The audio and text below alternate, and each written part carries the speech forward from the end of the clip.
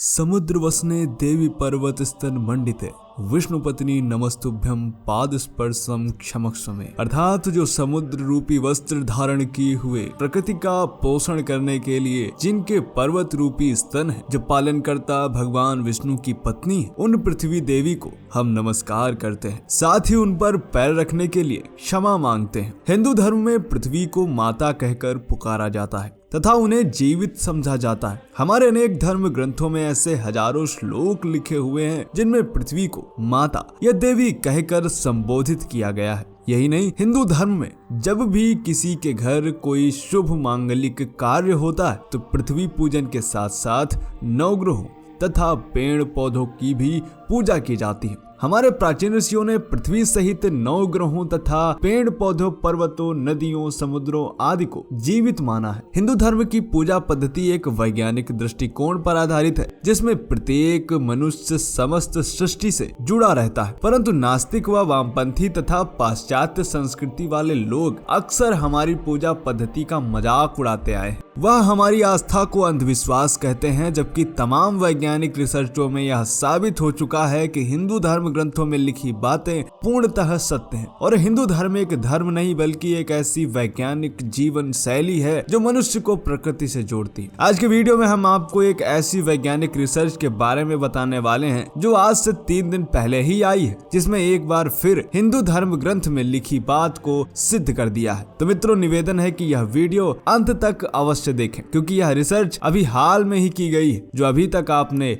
नहीं देखी होगी, और यह वीडियो देखने के बाद आप निश्चित ही सनातन धर्म पर गर्व महसूस करेंगे। नमस्कार, स्वागत है आप सभी का द साइंटिफिक हिंदू पर, और मैं हूं आपके साथ आपका दोस्त धीरेन्द्र। दोस्तों, वैज्ञानिक लगातार हमारे वेदों पर रिसर्च कर रहे हैं। अभी हाल ही में अमेरिका में स्थित यूनिवर्सिटी ऑफ रोचेस्टर में फिजिक्स के प्रोफेसर एडम फ्रैंक ने एक रिसर्च में अथर्ववेद में लिखी हुई बात को सिद्ध कर दिया। अथर्ववेद में वैसे तो हजारों श्लोक हैं, परंतु एक श्लोक ने उनका ध्यान अपनी ओर आकर्षित किया, और वह श्लोक है माता भूमि पुत्रो हम पृथिव्याः नमो माता पृथिव्ये नमो माता पृथिव्ये। अर्थात धरती हमारी माता है और हम धरती के पुत्र हैं, इसलिए हम पृथ्वी माता को बारंबार नमन करते हैं। एडम फ्रैंक ने अपनी रिसर्च में यह बताया है कि पृथ्वी न केवल जीवित है बल्कि इसके पास अपनी बुद्धि भी है, और यह अपनी बुद्धि से चीजों को उत्पन्न भी करती है तथा अनावश्यक होने पर नष्ट भी करती है। यह स्टडी हाल ही में इंटरनेशनल जर्नल ऑफ एस्ट्रोबायोलॉजी में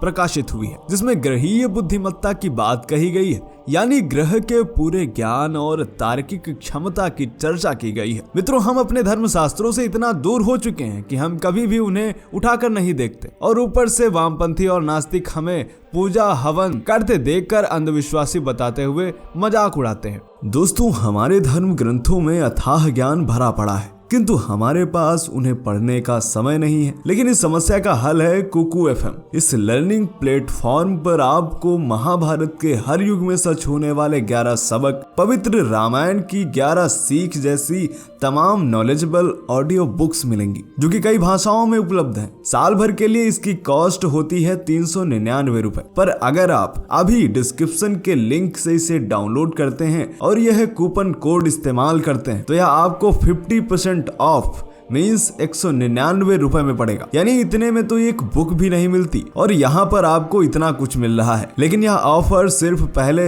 250 सब्सक्राइबर्स के लिए है, तो जल्दी करिए। लौट के आते हैं वीडियो पे। दोस्तों, एडम फ्रैंक ने अपनी रिसर्च में यह बताया है कि धरती की सतह के नीचे एक विशालकाय फंगस रूपी नेटवर्क है, और यही पृथ्वी का दिमाग है, जहाँ संदेशों का आदान प्रदान होता है। विश्व में कहीं पर जब भी कुछ गड़बड़ी होती है तो धरती इसी नेटवर्क द्वारा कुछ ऐसा करती है जिससे प्राकृतिक संतुलन बना रहे। एक उदाहरण द्वारा उन्होंने इसे अच्छे से समझाया है। उन्होंने कहा कि करोड़ों साल पहले पृथ्वी पर जीवन नहीं था, तकनीकी भी नहीं थी, पेड़ पौधे नहीं थे, केवल फंगस और माइक्रोवेव्स थे। पृथ्वी ने अपनी बौद्धिक क्षमता द्वारा करीब 250 करोड़ से 54 करोड़ साल पहले महाद्वीप तथा पेड़ पौधे उत्पन्न किए। पेड़ पौधे उत्पन्न होने के बाद पेड़ पौधों ने खुद को जीवित रखने के लिए फोटोसिंथेसिस प्रक्रिया शुरू की। परिणाम स्वरूप ऑक्सीजन प्राप्त हुई। पृथ्वी ने इसी ऑक्सीजन द्वारा वायुमंडल का निर्माण किया, ओजोन लेयर बनी। इसके बाद कुछ विशालकाय जटिल जीव उत्पन्न हुए। पेड़ पौधे दरअसल पृथ्वी के लिए नहीं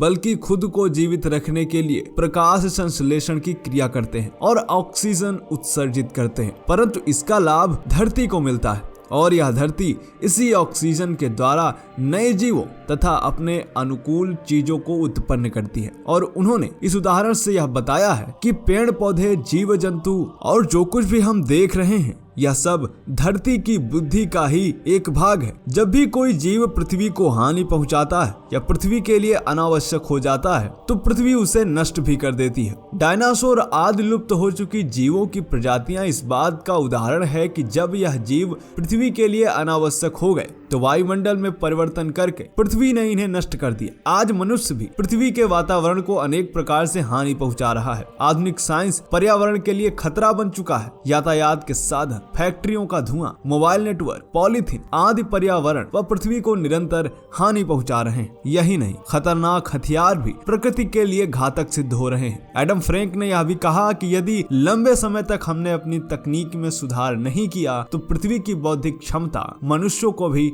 नष्ट कर देगी। एडम फ्रैंक के साथ 5 वैज्ञानिकों का दल साथ में रिसर्च कर रहा था। इन सभी का कहना है कि हमें ऐसी तकनीक विकसित करनी चाहिए जिससे पृथ्वी को नुकसान ना पहुंचे। हमें ऐसे यातायात के साधन बनाने चाहिए जो प्रदूषण ना करें। संचार के माध्यम, मोबाइल, कंप्यूटर, सैटेलाइट आज पृथ्वी की काफी ऊर्जा खपत करते हैं, बदले में पृथ्वी को कुछ नहीं देते। इसलिए हमें ऐसे उपकरण बनाने होंगे जो धरती से जितनी ऊर्जा लें उससे अधिक ऊर्जा पृथ्वी को वापस दे, तभी इस धरती पर मानव जीवन सुरक्षित रहेगा। उन्होंने यह भी कहा कि अभी फंगस पर और अधिक रिसर्च करने की आवश्यकता है क्योंकि इसी के द्वारा हम पृथ्वी की बुद्धि को समझ सकते हैं और जलवायु परिवर्तन, भूकंप, महामारी आदि की पहले से जानकारी कर सकते हैं। हमें वापस वेदों की ओर लौटना होगा। प्राचीन काल में भी विमान आदि होते थे, संचार के माध्यम भी थे, परंतु पर्यावरण का पोषण करने वाले थे, न कि नुकसान पहुंचाने वाले। जिस तरह इंसान की बुद्धि कार्य करती है ठीक वैसे ही पृथ्वी की बुद्धि भी कार्य करती है। हर अनावश्यक वस्तु को जिस तरह मनुष्य समाप्त कर देता है उसी तरह पृथ्वी भी उसे नुकसान पहुंचाने वाली अनावश्यक वस्तु को नष्ट कर देती है। आपको वीडियो कैसा लगा कमेंट करके बताएं। इस रिसर्च के बारे में यदि आप और विस्तार से जानना चाहते हैं तो आप गूगल कर सकते हैं। मिलते हैं आपसे अगले वीडियो में, तब तक के लिए जय हिंद, जय भारत, वंदे मातरम।